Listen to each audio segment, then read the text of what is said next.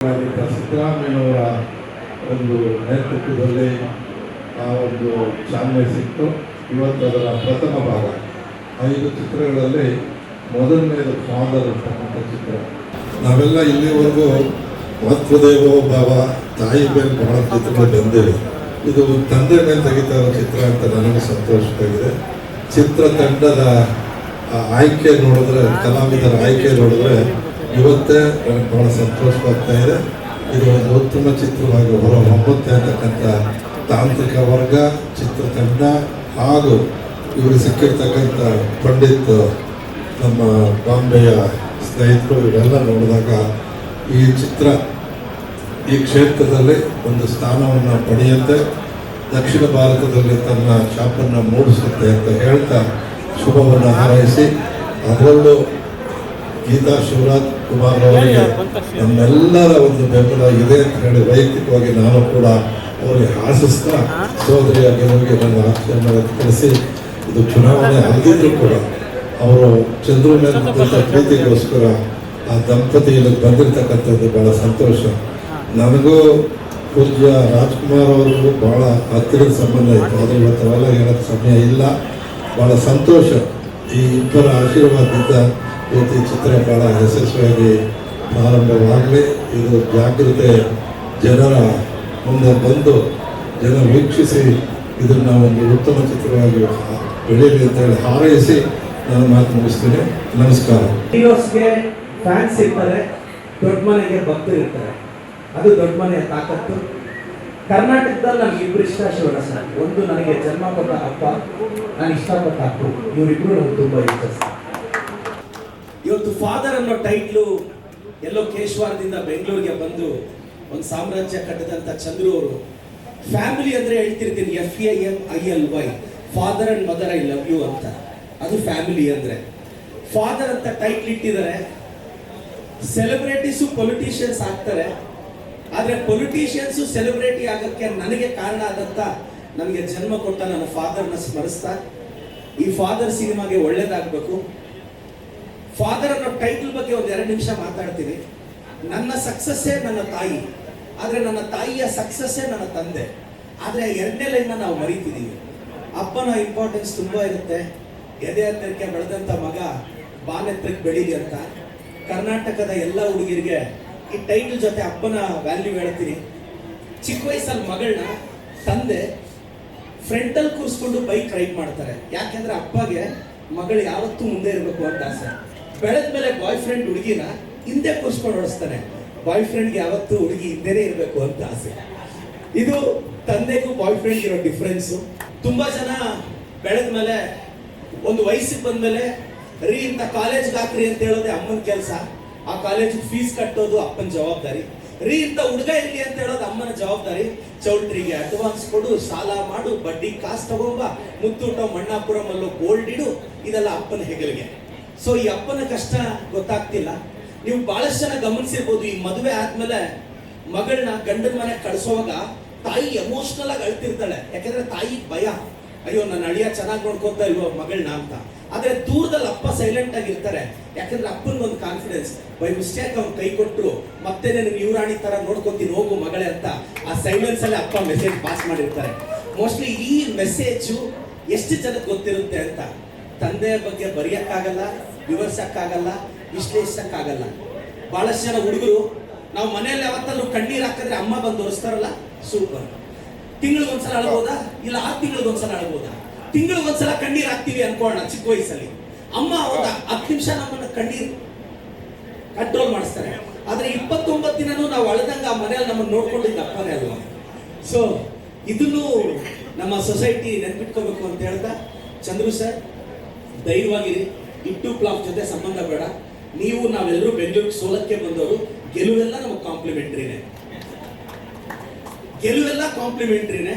ನಾವೆಲ್ಲ ಬೆಂಗಳೂರಿಗೆ ಸೋಲಕ್ಕೆ ಬಂದವರು. ನನಗೆ ಗೊತ್ತಿರೋ ಪ್ರಕಾರ ಗೆಲ್ಲಕ್ಕೆ ಬಂದಿರೋರೆಲ್ಲ ಬೆಂಗಳೂರಿಗೆ ಸೋಲ್ತಾ ಇದ್ದಾರೆ.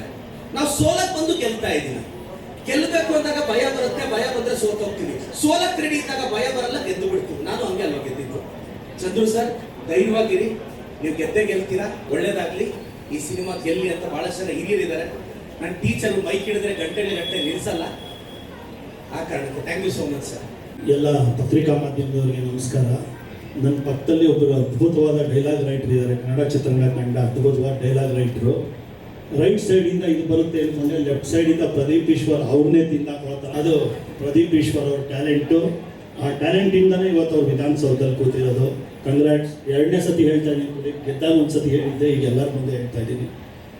2ನೇದು, ನಮ್ಮ ದೊಡ್ಡ ಮನೆ ಯಾವತ್ತೂ ನಮ್ಮದವ್ರನ್ನ ಕೈ ಬಿಡಲ್ಲ ಅಂತ ಇದೆ ಒಂದು ನಿದರ್ಶನ.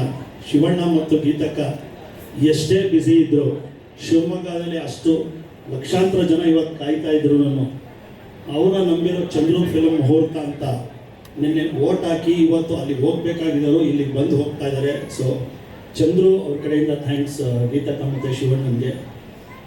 3ನೇದು, ಚಂದ್ರು ಬಗ್ಗೆ ಏನು ಮಾತಾಡೋಂಗೆ ಇಲ್ಲ. ಅವ್ರ ಮಾರ್ಕೆಟಿಂಗ್ ಮತ್ತು ಆ ಪ್ರೊಡ್ಯೂಸರ್ ಏನು ಅವ್ರದ್ದೊಂದು ಗುಣನ ನಾವು ಕಬ್ಜಾದಲ್ಲೇ ನೋಡಿದ್ದೀವಿ. ಇದು ಅವ್ರದ್ದು ಪ್ರೊಡ್ಯೂಸ್ ಮಾಡ್ತಾ ಇರೋ ಸಿನಿಮಾ. ನೆಕ್ಸ್ಟ್ ಅವ್ರು ಡೈರೆಕ್ಷನ್ ಮಾಡಿದಾಗ ಅವ್ರ ಬಗ್ಗೆ ವಿಸ್ತಾರವಾಗಿ ಮಾತಾಡ್ತೀನಿ. ಇದು ಆಲ್ ದ ಬೆಸ್ಟ್. ಕೃಷ್ಣ, ತುಂಬ ದಿನದಿಂದ ಒಟ್ಟಿಗೆ ಕ್ರಿಕೆಟ್ ಆಡ್ತಾ ಇದ್ವಿ, ಇವಾಗ ಸಿನಿಮಾ ಮಾಡ್ತಾ ಇರೋ ನಮ್ಮ ಚಂದ್ರು ಮಾಡಿದ್ರೆ is more than my friend, brother ಇದ್ದಂಗೆ.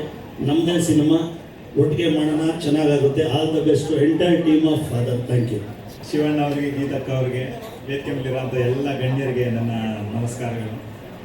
ಫಾದರ್ ಅದ್ಭುತವಾದಂಥ ಟೈಟ್ಲು. ಚಂದ್ರು ಸರ್ ಈ ಥರ ಒಂದು 5 ಸಿನಿಮಾಗಳನ್ನ ಮಾಡ್ತಾ ಇದ್ದೀನಿ ಅಂದಾಗ ಬಹಳ ಖುಷಿ ಆಯಿತು. ಯಾಕಂತಂದರೆ ಇವತ್ತಿನ ದಿನ ನಿರ್ಮಾಣ ಸಂಸ್ಥೆಗಳು ಕಮ್ಮಿ ಆಗ್ತಾ ಇದೆ ಕನ್ನಡದಲ್ಲಿ. ಅಂಥದ್ರಲ್ಲಿ 5 ಸಿನಿಮಾಗಳನ್ನು ಅವರು ಅನೌನ್ಸ್ ಮಾಡಿರೋಂಥದ್ದು ತುಂಬ ಖುಷಿ ಆಗುತ್ತೆ. ಅದರಲ್ಲಿ ಫಾದರ್ ಈ ಒಂದು ಟೈಟ್ಲ್ ಹೇಳಿದಾಗ ಬಹಳ ಖುಷಿ ಅನ್ನಿಸ್ತು. ಟೈಟ್ಲಲ್ಲೇ ಗೆಲುವಿದೆ ಸರ್ ಅಂತ ಅನ್ನಿಸ್ತು. ನಾನು ಅವ್ರಿಗೆ ಹೇಳಿದೆ. ಮೊದಲಿಗೆ ಚಂದ್ರು ಸರ್ಗೆ ನನ್ನ ಕಡೆಯಿಂದ ಅಭಿನಂದನೆಗಳು. RC ಸ್ಟುಡಿಯೋಸ್ ಒಂದು ನಿರ್ಮಾಣ ಸಂಸ್ಥೆ ಮುಖಾಂತರ ಇದು ಮೊದಲನೇ ಸಿನಿಮಾ ಆಗುತ್ತೆ. ಇನ್ನ 4 ಸಿನಿಮಾಗಳನ್ನ ಅವರು ಮಾಡೋರಿದ್ದಾರೆ.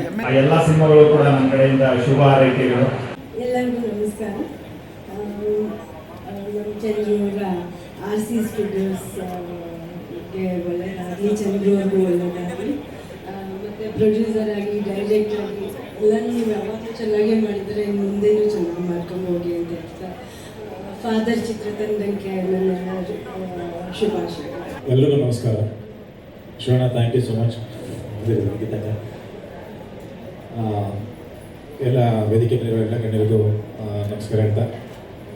ಫಾದರ್ ಈ ಸಿನಿಮಾ ಫಸ್ಟ್ ನನಗೆ ಒಂದು ಕತೆ ಹೇಳಿದಾಗ ರಾಜ್ಮೋಹನ್ ಅವರು, ನಾನು ಮಿಲನ ಇಬ್ಬರು ಕುತ್ಕೊಂಡು ಕತೆ ಕೇಳಿದ್ವಿ.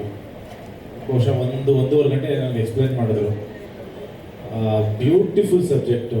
ಕೊನೆಗೆ ಅಂದರೆ ಮಾಡಿರೋಂಥ ಕ್ಲೈಮ್ಯಾಕ್ಸಲ್ಲಿ ಒಂದು ಅಂದರೆ ಅದು ತಗೊಳ್ಳೋಕ್ಕೆ ಆಗಿಲ್ಲ ನನಗೆ.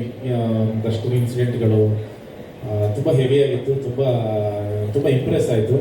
ಬಟ್ ಸಿನಿಮಾ ಮಾಡ್ತೀನಿ ಮಾಡಲ್ಲ ಗೊತ್ತಿರಲಿಲ್ಲ. ಮಿಲನ ಫಸ್ಟ್ ಹೇಳಿದ್ದು, ಈ ಸಿನಿಮಾ ನೀವು ಮಾಡಬೇಕು ಅಂದರು. ಅದು ಡೈರೆಕ್ಟ್ರ್ ಮುಂದೆನೇ, ಈ ಸಿನಿಮಾ ನೀವು ಯಾವುದೇ ಕಾರಣಕ್ಕೂ ಬಿಡಬೇಡಿ, ಈ ಸಿನಿಮಾ ಮಾಡಿ ನೀವು ಅಂತ. ಯಾಕಂದರೆ ಜನರಲಿ 1-2 ದಿನ ಬಿಟ್ಟು ಹೇಳ್ತೀವಿ ಅಂತ ಹೇಳೋದು ಅದೊಂದು ವಾಡಿಕೆ ಇರುತ್ತೆ. ಸರಿ, ಆಮೇಲೆ ಫೋನ್ ಮಾಡಿ ಹೇಳ್ತೀವಿ, ಇನ್ನೊಂದು ಹೇಳ್ತೀವಿ, ಆ ಥರದ ಒಂದು ವಾಡಿಕೆ ಇರುತ್ತೆ. ಬಟ್ ಇಮಿಡಿಯೇಟ್ ಇಲ್ಲ, ಈ ಸಿನಿಮಾ ನೀವು ಮಾಡಿ, ತುಂಬ ಚೆನ್ನಾಗಿದೆ ಅಂತ. ಸೊ ಆಮೇಲೆ ಚಂದ್ರು ಸರ್ ಫೋನ್ ಮಾಡಿದ್ರು, ಹೇಗನ್ನಿಸ್ತು ಬ್ರದರ್ ಕತೆ ಅಂದರು. ಅದ್ಭುತವಾಗಿದೆ, ಕಣ್ಣು ಮುಚ್ಕೊಂಡು ಮಾಡೋದು ತುಂಬ ಚೆನ್ನಾಗಿದೆ, 100% ತುಂಬ ಒಳ್ಳೆ ಹೆಸರು ಕೊಡುತ್ತೆ ಅಂತ. ಡೆಫಿನೆಟ್ಲಿ ಈ ಸಿನಿಮಾ ತುಂಬ ವರ್ಷಗಳು ನೆನಪುಗಳು ಉಳಿಯುವಂಥ ಒಂದು ಸಿನಿಮಾ ಅಂತ ಆಗುತ್ತೆ. ಆ್ಯಂಡ್ ರಾಜ್ಮೋಹನ್ ಅವರು ಅದ್ಭುತವಾಗಿ ನಾನು ನರೇಟ್ ಮಾಡಿದ್ರು. ಅವರು ಡೆಫಿನೆಟ್ಲಿ ಅದನ್ನು ಸ್ಕ್ರೀನ್ ಮೇಲೆ ತಂದೆ ತರ್ತಾರೆ. ಶಿವಣ್ಣ ಸರ್ ಆಗಲೇ ಹೇಳಿದ್ರು, ಅವ್ರಿಗೆ ತುಂಬ ದೊಡ್ಡ ಭವಿಷ್ಯ ಇದೆ ಅವ್ರಿಗೆ ಅಂತ. ಸೊ ನನಗೂ ಒಂದೇ ರೀಡಿಂಗಲ್ಲಿ ಭಾಳ ಇಂಪ್ರೆಸ್ ಮಾಡಿದ್ರು. ಡೆಫಿನೆಟ್ಲಿ ನನ್ನ ಕೆರಿಯರಲ್ಲಿ ಇದೊಂದು ವಿಭಿನ್ನವಾಗಿರುತ್ತೆ, ಪ್ಲಸ್ ತುಂಬ ಒಂದು ಎಮೋಷನಲ್ ಆಗಿ ಒಂದು ಅದ್ಭುತ ಒಂದು ಫ್ಯಾಮಿಲಿ ಡ್ರಾಮಾ ಡೆಫಿನೆಟ್ಲಿ ಆಗುತ್ತೆ ಸಿನಿಮಾ ಅಂತ ಇಷ್ಟಪಡ್ತೀನಿ. ಆ್ಯಂಡ್ ಚಂದ್ರು ಸರ್ ಜೊತೆ ಮೊದಲನೇ ಸಿನಿಮಾ ಅಸೋಸಿಯೇಟ್ ಆಗ್ತಾ ಇರೋದು. ಸೊ ನಾನು ಇಂಡಸ್ಟ್ರಿಗೆ ಬರಬೇಕು ಅಂತ ಅಂದ್ಕೊಂಡಾಗ ನಾನು ನಮ್ಮ ತಂದೆ ಸಾಕಷ್ಟು ಬಾರಿ ಚಂದ್ರು ಸರ್ನ ಮೀಟ್ ಮಾಡಿದ್ದೀವಿ. ಅವ್ರದ್ದು ಎಪಿಕವಾದ ಪ್ರೇಮ್ ಕಹಾನಿ ಶೂಟಿಂಗ್ ಎಲ್ಲ ಟೇಕ್ ಆಫ್ ಆಗ್ತಾ ಇತ್ತು ಆ ಟೈಮಲ್ಲಿ. ಸೊ ನಾನು ಹೀರೋ ಆಗಬೇಕು ಅಂತ ಓಡಾಡ್ತಿದ್ದಾಗ, ಸೊ ಆ ಸ್ಟ್ರಗಲ್ ಎಲ್ಲ ಅವರು ನೋಡಿದ್ರು ಆಗ. ಸೊ ಆ ಬಾಂಧವ್ಯ ಯಾವಾಗಲಿಂದ ಇತ್ತು. ಆ್ಯಂಡ್ ಈಗ ಸಿನಿಮಾ ಮಾಡ್ತಾ ಇದ್ವಿ. ಸೊ ಅವರು ಯಾವುದೇ ಸಿನಿಮಾ ಮಾಡಿದ್ರು ಚಿಕ್ಕದಾಗಂತೂ ಮಾಡಲ್ಲ. ಸೊ ತುಂಬ ದೊಡ್ಡ ರೀತಿಯೇ ತೋರಿಸ್ತಾರೆ, ಪ್ರಮೋಷನ್ಸ್ ಆಗ್ಬೋದು ಪ್ರತಿಯೊಂದು. ಈ ಸಿನಿಮಾ ಅದೇ ರೀತಿ ಪ್ಯಾನ್ ಇಂಡಿಯಾ ಮಾಡ್ತಾ ಇದ್ದಾರೆ. ಸೊ ಪ್ಯಾನ್ ಇಂಡಿಯಾ ರೀಚ್ ಮಾಡ್ತಾರೆ. ಸೊ ನಮ್ಮದು ಮೊದಲನೇ ಹೆಜ್ಜೆ ಈಗ ಪ್ಯಾನ್ ಇಂಡಿಯಾ ಚಂದ್ರು ಸರ್ ಕಡೆಯಿಂದ. ಆ್ಯಂಡ್ ಅಮೃತ ಅಯ್ಯಂಗಾರ್ ಈ ಸಿನಿಮಾದಲ್ಲಿ ನನ್ನ ಜೊತೆ ಮಾಡ್ತಾ ಇದ್ದಾರೆ. ಒಂದು ವಿಭಿನ್ನವಾದ ನಾವು ಆ್ಯಕ್ಚುಲಿ ಚಂದ್ರು ಸರ್ ನಾನೇ ಹೇಳಿದರೆ ತುಂಬ ಫೋರ್ಸ್ ಮಾಡಿಲ್ಲ, ಅಮೃತನೇ ಸೂಟ್ ಆಗಿದೆ ಇದಕ್ಕೆ, ತುಂಬ ಚೆನ್ನಾಗಿ ಸೂಟ್ ಆಗ್ತಾರೆ ಈ ಪಾತ್ರಕ್ಕೆ ಅಂತ. ಅದು ತೆರೆ ಮೇಲೆ ನೋಡಿದಾಗ ಗೊತ್ತಾಗುತ್ತೆ ಯಾಕೆ. ಸೊ ಇನ್ನು ಗೊತ್ತಿಲ್ಲ ಕತೆ ಬಗ್ಗೆ ಎಷ್ಟು ಬಿಟ್ಕೊಡ್ಬೋದು ಅಂತ. ನಾನು ಇಲ್ಲಿಗೆ ನಿಲ್ಲಿಸ್ತೀನಿ, ಜಾಸ್ತಿ ಹೇಳಿದ್ರೆ ಆಮೇಲೆ ಸ್ವಲ್ಪ ಕತೆ ಬಿಟ್ಕೊಟ್ರೆ ಕಷ್ಟ ಆಗುತ್ತೆ. ಥ್ಯಾಂಕ್ ಯು ಸೊ ಮಚ್ ಎಲ್ಲರಿಗೂ. Thank you. ನಮಸ್ಕಾರ, ವೇದಿಕೆ ಮೇಲಿರೋದೇ ಎಲ್ಲರಿಗೂ ನಮಸ್ಕಾರ. ಆ್ಯಂಡ್ ಶಿವಣ್ಣ ಆ್ಯಂಡ್ ಗೀತಕ್ಕ, thank you so much election ಬಿಸಿಲು ಬಂದಿದ್ದಕ್ಕೆ. ಶಿವಣ್ಣ ಅವ್ರು ಹೇಳ್ದಂಗೆ ಬಡವರ ಆಸ್ಕರಲ್ಲೂ ಬಂದು ನಮ್ಗೆ ಬ್ಲೆಸ್ ಮಾಡಿದ್ರು, ಸಿನಿಮಾ ಸೂಪರ್ ಹಿಟ್ ಆಗಿತ್ತು. ಸೊ ಫಾದರ್ ಕೂಡ ಬಂದಿದ್ದಾರೆ. ಐ ಥಿಂಕ್ ಶಿವಣ್ಣ ಗೀತಕ್ಕ ನಮಗೆ ಲಕ್ ಫ್ಯಾಕ್ಟರ್, ಆ ಲಕ್ ಇಲ್ಲೂ ಕ್ಯಾರಿ ಆಗಲಿ ಅಂತ ನಾನು ಕೇಳ್ಕೊತೀನಿ. ಫಾದರ್ ಸಿನಿಮಾ ನನ್ನ ಕರಿಯರಲ್ಲಿ ತುಂಬ ಇಂಪಾರ್ಟೆಂಟ್, ಯಾಕಂದರೆ ರಾಣಿ ಕೃಷ್ಣ ಜೊತೆ 3ನೇ ಬಾರಿಗೆ ಮತ್ತೆ ಕಾಣಿಸ್ಕೊಳ್ತಾ ಇದ್ದೀನಿ. ನನಗೆ ಸಿನಿಮಾ ನರೇಟ್ ಮಾಡಿದಾಗ್ಲೂ ಅಷ್ಟೇ ಒಂದು 3-4 ದಿನ ಆ ಕತೆ ತುಂಬ ಕಾಡ್ತಾ ಇತ್ತು. ಆ್ಯಂಡ್ ತುಂಬಾ ಖುಷಿ ಆಯಿತು, ಒಂದು ಸ್ಯಾಟಿಸ್ಫ್ಯಾಕ್ಷನ್ ಸಿಕ್ತು. ಫೈನಲಿ ಒಂದು ಒಳ್ಳೆ ಸಿನಿಮಾ ಸಿಕ್ತು, ಒಂದು ಒಳ್ಳೆ ಸ್ಕ್ರಿಪ್ಟ್ ಸಿಕ್ತು ಅಂತ. ಆ್ಯಂಡ್ ಆರ್ ಚಂದ್ರ ಸರ್ ಅವರ ನಿರ್ಮಾಣದಲ್ಲಿ ಆ್ಯಕ್ಟಿಂಗ್ ಮಾಡೋದಕ್ಕೆ ತುಂಬಾ ಖುಷಿ ಆಗ್ತಾ ಇದೆ. ಆ್ಯಂಡ್ ರಾಜಮೋಹನ್ ಸರ್ ತುಂಬ ಚೆನ್ನಾಗಿ ನರೇಟ್ ಮಾಡಿದ್ರು. Thank you. K P Srikanth sir ಕೂಡ ಸಜೆಸ್ಟ್ ಮಾಡೋದಕ್ಕೆ. ಆ್ಯಂಡ್ ಕೃಷ್ಣ ಅವರು ನನಗೆ ಕತೆ ಕೇಳಿದಾಗ ಕಾಲ್ ಮಾಡಿ ಹೇಳಿದ್ರು, ಇಲ್ಲ ಈ ಕತೆ ಕೇಳಿದಾಗಿಂದ ನೀನು ಸೂಟ್ ಆಗ್ತೀಯಾ ಅಂತ ಅನಿಸ್ತಾ ಇದೆ ಅಂತ. ಸೊ ಮೇನ್ ಫ್ಯಾಕ್ಟರ್ ನನಗೆ ಮತ್ತೆ ಸಿನಿಮಾ ಒಪ್ಕೊಳ್ಳೋಕ್ಕೆ ಕೃಷ್ಣ ಅವರು ಅವರು ಕತೆ ಹೇಳಿ ಕತೆ ಕೇಳೋದು ತುಂಬ ಸೂಟ್ ಆಗುತ್ತೆ ಅಂತ ಹೇಳಿದ್ರು. ಸೊ ಅವರು ಕತೆ ಕೇಳಿದಾಗ ನನಗೆ ಅರ್ಥ ಆಯಿತು ಏನಕ್ಕೆ ಅವರಷ್ಟು ಹೇಳಿದ್ರು ಅಂತ. So thank you so much ಒಂದು ಆಪರ್ಚುನಿಟಿಗೆ. ಖಂಡಿತ ನಿಮ್ಮೆಲ್ರಿಗೂ ಸಿನಿಮಾ ಇಷ್ಟ ಆಗುತ್ತೆ. ಜಾಸ್ತಿ ಕ್ಯಾರೆಕ್ಟರ್ ರಿವೀಲ್ ಮಾಡೋಂಗಿಲ್ಲ ಅಂತ ಹೇಳಿದ್ರು, ಬಟ್ ಕೃಷ್ಣ ಅವ್ರ ಬೇರಾಗಿ ಕಾಣಿಸ್ಕೊಳ್ತಾ ಇದ್ದೀನಿ, ಇಷ್ಟೇ ಹೇಳೋಕ್ಕಾಗಲ್ಲ. ಸೊ ಥ್ಯಾಂಕ್ ಯು ಮೀಡಿಯಾದವ್ರಿಗೆ, ಥ್ಯಾಂಕ್ ಯು ಸೋ ಮಚ್. ನಿಮ್ಮ ಪ್ರೀತಿ ಮತ್ತು ಹಾರೈಕೆ ನಮ್ಮ ತಂಡದ ಮೇಲೆ ಥ್ಯಾಂಕ್ యూ. నా పేరు గౌరహరి. అందరూ హనుమాన్ అంటున్నారు, చాలా సంతోషంగా ఉంది. కానీ it's more than a decade. నా డెబ్యూట్ నేను కన్నడలో చేస్తున్నాను, చార్మినార్ అనే ఫిలింతో. చంద్ర సార్ ఫిలిం చార్మినార్ అనే ఫిలింతో నేను డెబ్యూట్ చేస్తున్నాను. దాని తర్వాత ఒక 10 to 12 years I have been working in Telugu film industry. I am from Telugu. And one small request sir, నేను తెలుగులో మాట్లాడచ్చు సార్, ఎందుకంటే it will be most comfortable for me to express my feelings. గుళ్ళో నిత్యం భగవంతుడికి అనుసంధానంగా ఉండే అర్చకులు నోట్లోంచి వచ్చే ప్రతి అక్షరం ఒక శబ్దంలాగా, ఒక మంత్రోచ్చరణలాగా ఎలాగ వినిపిస్తుందో, ఆ సరస్వతికి ప్రతిరూపంగా ఉండే శివరాజ్ కుమార్ సార్ నోట్లోంచి నా పేరు రావడం గౌరహరి అని అంత ఎనర్జీగా ఫీల్ అవుతున్నాను సార్ నేను. అండ్ చంద్రు సార్ బలం నేను ఎప్పుడు ఏం నమ్ముతానంటే ఎమోషన్ అని నమ్ముతాను సార్ నేను. ఎందుకంటే because I have worked for Charminar అనే ఫిల్మ్కి నేను I have been here in this Bengaluru for 1.5 years. ఆ ఫిల్మ్ ట్రావెల్ చేస్తున్న ప్రతి రోజు నాకు అర్థమైంది ఏమిటంటే చంద్రు సార్కి ఎమోషన్ అనే ఒక బలం చాలా గట్టిగా ఉంటుంది ఆయన గుండెలో. ఆయన తాజ్మహల్ కానీ, మైలారీ కానీ, చార్మినార్ కానీ, తెలుగులో కృష్ణ కలిపింది అందు వచ్చింది. ఇలా ప్రతి ఫిలింలో నాకు ఆయన ఫిలిమ్స్లో ఎమోషన్ అనేది చాలా గట్టిగా కనిపిస్తుంది సార్. సో నేను ఈ కథ నాకు చంద్ర సార్ నాకు ఫాదర్ అనేది హైదరాబాద్లో ఎక్స్ప్లెయిన్ చేసినప్పుడు ఐ ఫీల్ లైక్ అగైన్ ఆయనకి ఏదైతే ఆయువు పట్టు ఆయన బలం ఏదైతే ఉందో ఎమోషన్ అనేది అది ఈ కథలో కనిపించింది. అందుకని ఈ కథ ఆయన ద్వారా నిర్మించబడాలి అని ప్రకృతి ఎప్పుడు రాసి పెట్టినట్టు అనిపించింది. అండ్ నాకు కూడా హనుమాన్ తర్వాత దానికి ముందు నేను చాలా సంవత్సరాలు చార్మినార్ చేసేసిన తర్వాత సోషల్ మీడియా త్రూ నా పాటలు ఇంకా రిప్రజర్వేషన్స్ లాగా వినిపిస్తుంటే రాధే రాధే కానీ కన్నా నీవు నన్న ఏరియా గోడే మీద ఇవన్నీ వినిపిస్తూ ఉంటే ఐ ఫెల్ట్ లైక్ మళ్ళీ రావాలి, ఒక అద్భుతమైన సౌండింగ్ ఇవ్వాలి కన్నడలో అని అనుకుంటూ ఉండేవాడిని అండి. కానీ భగవంతుడి దయ వల్ల నాకు ఈ సంవత్సరం తెలుగులో అది పడిన తర్వాత have been completely lockout with 4 to 5 films there. And అదే మూమెంట్లో నాకు చంద్ర సార్ వచ్చి చెప్పినప్పుడు yes this is the right time to come for me back again to my Kannada film industry. And వాళ్ళకి ఇంకొక అద్భుతమైన వెర్షన్ వినిపించాలి, మ్యూజిక్ ఇవ్వాలి, దానికి ఇది మంచి సబ్జెక్ట్ అవుతుంది నాకు అని నమ్ముతానండి. Thank you for this opportunity Chandra sir. ಎಲ್ಲರಿಗೂ ನಮಸ್ಕಾರ. RC ಸ್ಟುಡಿಯೋಸ್ ನಾವು ಸಿದ್ದರಾಮಯ್ಯ ಅವರು ಬಂದು ಲಾಂಚ್ ಮಾಡಿದಾಗ ಇದು ಪ್ಯಾನ್ ಇಂಡಿಯಾ ಅಂತ. ನನ್ನ ಮೊದಲನೇ ಸಿನಿಮಾ ಭಾಳ ಕಷ್ಟಪಟ್ಟು ಶುರು ಮಾಡಿದಾಗ ಭಾಳ ದುಡ್ಡು ಇಲ್ಲದೆ ಅಡ್ಜಸ್ಟ್ ಮಾಡಿ ಚಾರ್ಮಿನಾರ್ ಸಿನಿಮಾ ನಾನೇ ನಿರ್ಮಾಪಕ ಆಗಿ ಬಂತು. ಅದಕ್ಕೆ ನನಗೆ ಆಶೀರ್ವಾದ ಮಾಡಿದ್ದು ನಮ್ಮ ಅಣ್ಣ ಶಿವಣ್ಣ ಗೀತಕ್ ಅವರು. ಅಲ್ಲಿಂದ ಚಾರ್ಮಿನಾರ್ ಇಲ್ಲಿವರೆಗೂ ಎಲ್ಲ ಸೂಪರ್ ಹಿಟ್ ಸಿನಿಮಾಗಳು ಮಾಡ್ಕೊಂಡು ಬಂದ್ವಿ. ಈಗ ಶ್ರೀ ಸಿದ್ದೇಶ್ವರ ಎಂಟರ್ಪ್ರೈಸಸ್ ಇವತ್ತು ಪ್ಯಾನ್ ಇಂಡಿಯಾ ಗ್ಲೋಬಲಿ ಎಲ್ಲ ಅಪ್ಗ್ರೇಡ್ ಆಗಿರೋದ್ರಿಂದ ನಾವು RC ಸ್ಟುಡಿಯೋಸ್ ಅಂತ ಬ್ಯಾನರ್ನ ಅಪ್ಗ್ರೇಡ್ ಮಾಡಿದ್ವಿ. ಈ ಒಂದು ಲಾಂಚಿಂಗ್ನ ಸಿದ್ದರಾಮಯ್ಯ ಸಾಹೇಬರು, ನಮ್ಮ ರೇವಣ್ಣ ಸಾಹೇಬರು ಎಲ್ಲರೂ ಮಾಡಿದಾಗ ನನಗೊಂದು ಚಿಕ್ಕ ಒಂದು ಕೊರಗಿತ್ತು. ಅವತ್ತು ಅಣ್ಣ ಮತ್ತು ನಮ್ಮ ಗೀತಕ್ಕ ಬರೋಕ್ಕೆ ಆಗಿರಲಿಲ್ಲ. ಇವತ್ತು ಮುಹೂರ್ತ ಅವರಿಬ್ಬರು ಬಂದು ಶಿವ ಪಾರ್ವತಿ ಥರ ಬಂದು RC ಸ್ಟುಡಿಯೋಸ್ ಲಾಂಚ್ ಮಾಡಿಕೊಟ್ಟಿದ್ದಾರೆ, ಮುಹೂರ್ತ ಮಾಡಿದ್ದಾರೆ. ಇವತ್ತಿಂದ ಶೂಟಿಂಗಿಗೂ ನಮ್ಮ ಡಾರ್ಲಿಂಗ್ ಕೃಷ್ಣ ಸರ್, ಅಮೃತ ಅಯ್ಯಂಗಾರ್ ಮೇಡಮ್ ಮತ್ತು ಪ್ರಕಾಶ್ ರೈ ಸರ್. ಈ ಸಿನಿಮಾ ಬಗ್ಗೆ ಹೇಳಬೇಕಂದ್ರೆ ಫಾದರು ಈ ಚಿತ್ರಕ್ಕೆ ರಾಜಮೋಹನ್ ಅವರು ಬಂದು ಕತೆ ಹೇಳಿದ್ರು ನನಗೆ. ಇಲ್ಲಿ ಭಾಷೆಯ ಅಂತರ ಇಲ್ಲ.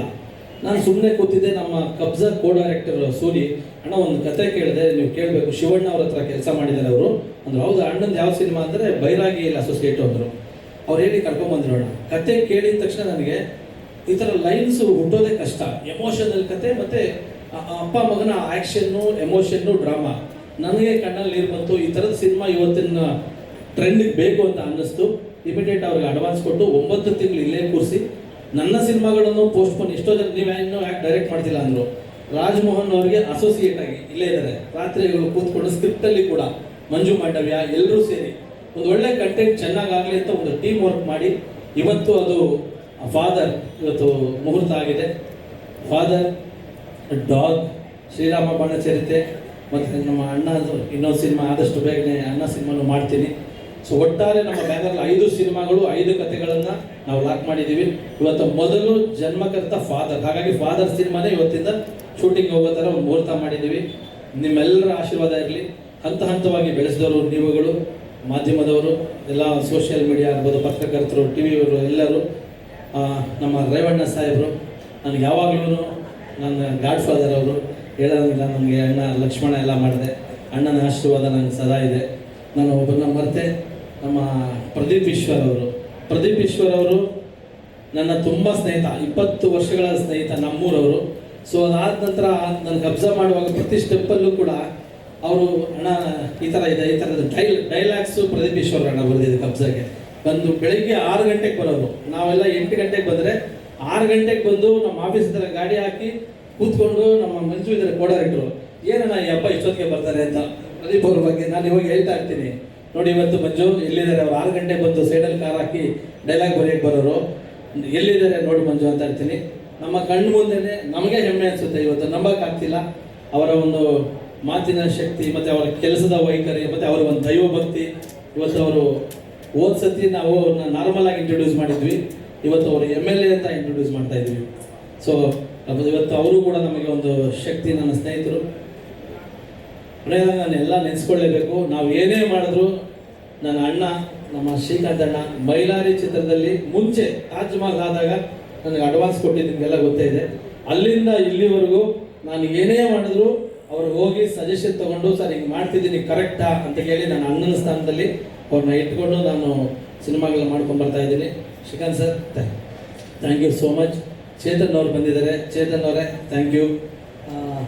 ನಮ್ಮ ರಾಜಮೋಹನ್ ಅವ್ರಿಗೆ ಹೇಳಿದೆ ನಾನು, ಫಸ್ಟು ಫಾದರ್ ನಿಮ್ಮಿಂದ ಶುರು ಮಾಡ್ತಾ ಇದ್ದೀನಿ, ನೀವು ಎಷ್ಟು ಡೆಡಿಕೇಟ್ ಮಾಡ್ತೀರಾ ಅಷ್ಟು ಕನ್ನಡ ಚಿತ್ರರಂಗದಲ್ಲಿ. ಈಗ ಅಣ್ಣ ಬಂದು ಶಿವಣ್ಣ ಅವ್ರ ಸಿನಿಮಾ ನೀವು ಅಸೋಸಿಯೇಟ್ ಆಗಿ ಮಾಡಿದ್ರಿ ನೋಡಿ, ನಿಮ್ಮ ಹಣೆ ಬರ ನೋಡಿರಿ, ಬಂದಲ್ಲಿ ಕೆಲಸ ಮಾಡ್ತಿದ್ದಂಗೆ ಎಷ್ಟೋ ಜನ ಕಾಯ್ತಿರ್ತಾರೆ.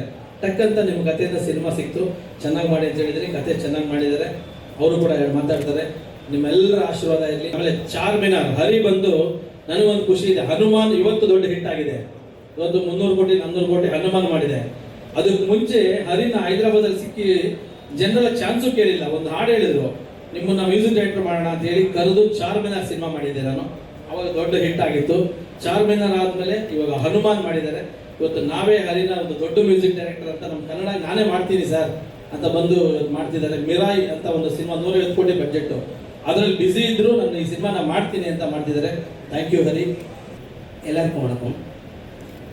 எனக்கு கன்னட பேச வராது, ஆனால் நல்லா புரியும். யார் என்ன பேசுனாலுமே புரியும், டயலாக் எல்லாமே புரியும். நான் வந்து எங்கள் டைரக்டர் விஜய் மில்டன் சார் படத்தில், நான் சிவானா படத்தில் ஒர்க் பண்ணேன். சார் சொன்னது மாதிரி நான் உங்களுக்கு ஒரு கதை சொல்லியிருந்தேன், ஓகே ஆகிருந்தது. அதுக்கப்புறம் அது ஏதோ காரணத்தினால வந்து ரொம்ப லேட் ஆகிடுச்சு. ஒரு நாள் சந்திர சார் சொன்னது மாதிரி பைராகியில் ஒர்க் பண்ண கோடைரக்டர் ஒர்க் பண்ண சூரியங்கிறவர் வந்து எங்கள் டைரக்டர் கதை கேட்குறாங்க வரைவிழா அப்படின்னாரு. சரின்னு வந்து நான் சந்திர சார்கிட்ட கதை சொன்னேன். கதை கேட்கும்போதே நம்மளுடைய கதை இவங்களுக்கு பிடிக்கும் அப்படின்னு எனக்கு தோணுச்சுது. ஏன்னா அவர் கதை கேட்கும்போதே ஃபோனெல்லாம் ஆஃப் பண்ணி வச்சுட்டு தன்னை ஃப்ரீ பண்ணிக்கிட்டு அதை வந்து ரொம்ப நேசிச்சு, அது அவங்க ஒரு டைரக்டாக இருக்கிறதுனால தான் நினைக்கிறேன், நேசிச்சு அந்த கதையை கேட்டாங்க. அந்த கதை நான் அவங்களுக்கு சொன்னேன், 2 மணி நேரம் கதை சொன்னேன். 2 மணி நேரம் கதை சொல்லி முடிச்சதுமே அவங்க ஒன்றுமே பண்ணலை, எனக்கு வந்து அட்வான்ஸ் கொடுத்தாங்க. நான் சினிமாவில் தான் பார்த்துருக்கிறேன், கதை சொல்லி ஓகே பண்ணதுக்கு அட்வான்ஸ் கொடுக்குறது. நான் தமிழில் 3 படம் பண்ணியிருக்கிறேன். குங்குமப்பூவும் மஞ்சுபுறாவும், வானவராயன் வல்லவராயன், அட்ரஸ் 3 படம் பண்ணியிருக்கிறேன். அட்ரஸ் மட்டும் எனக்கு ரிலீஸ் ஆகலை. கதை கேட்பாங்க, ஓகே சொல்லுவோம், மீட்டிங்னுவாங்க, அந்த ப்ராசஸ் நடந்துக்கிட்டே இருக்கும். ஆனால் சந்திர சார் எனக்கு வந்து இம்மிடியேட்டாக எனக்கு அட்வான்ஸ் கொடுத்து கமிட் பண்ணாங்க. அதுக்கப்புறம் ஒவ்வொரு நாளுமே ஃபோன் பண்ணி, நான் ஊரில் இருக்கும்போதும் சரி, நான் ட்ராவலிங்கில் இருந்தாலும் சரி, எங்கே இருந்தாலுமே ஃபோன் பண்ணி கதையை பற்றி அவங்க சொல்லிக்கிட்டே இருப்பாங்க. ராஜி இது இப்படி இருக்குது, ராஜி இது இப்படி பண்ணிக்கலாமா, ராஜி இது இப்படி யோசிச்ச, ராஜி இப்படி ஒரு நெஜ சம்பவம் ஒன்று இருக்குது, ராஜி இப்படி ஒரு நெஜ கேரக்டர் இருக்கிறாங்க சார் அப்படின்னு. எனக்கு அது ரொம்ப பிடிச்சிருந்தது.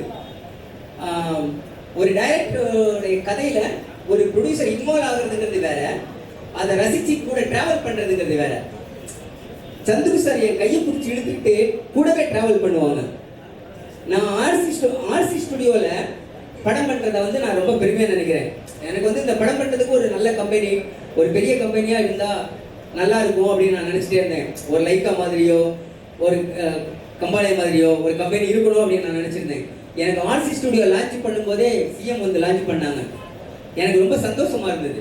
ஒரு பிக்கஸ்ட் கம்பெனியில் நம்ம வந்து படம் பண்ணுறோம், ஒரு பெரிய டீம். நான் வந்து இந்த படத்தை வந்து ஒரு பட்ஜெட்டில் இப்படி பண்ணலாம், அப்படி பண்ணிக்கலாம், இந்த ஆர்டிஸ்ட் போதும், இந்த மாதிரியான லொக்கேஷன் போதும் அப்படின்னு நினச்சேன். ஆனால் சந்திர சார் வந்து எல்லாத்தையும் உடைச்சாங்க.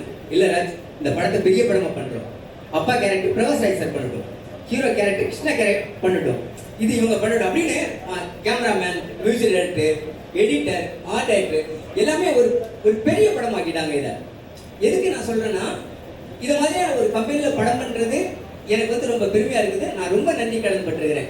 ரொம்ப ரொம்ப தேங்க்ஸ் சந்திர சார்.